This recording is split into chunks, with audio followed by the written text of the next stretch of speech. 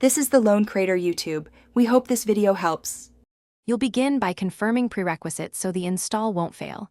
Check Windows 10 build and whether you need 64-bit or 32-bit. Once done, sign in with your Microsoft account. This links your license and saves activation steps. Next, choose your source, Microsoft Store for quick installs or Office, COM for manual download, and click Install or Download. This ensures the proper package is selected and avoids incompatible versions, making the rest of the process smooth and faster. Now run the installer you downloaded or use the Microsoft Store Install button. You'll see options for language, install path, and which Office apps to include. Make sure you close any open Office documents first so files aren't locked.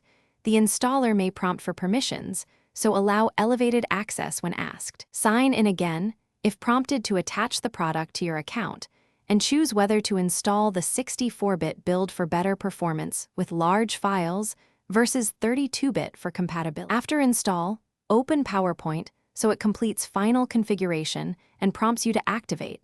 Sign in with the same Microsoft account you used earlier so the license attaches. Then run Office Update via File Account Update options to get the latest fixes and features, and create a desktop shortcut if you want quick access. If activation or startup fails, make sure your internet is working and that your account actually has an active license. Signing out and back in often resolves lingering activation errors. Thanks for watching. Consider subscribing if we helped you.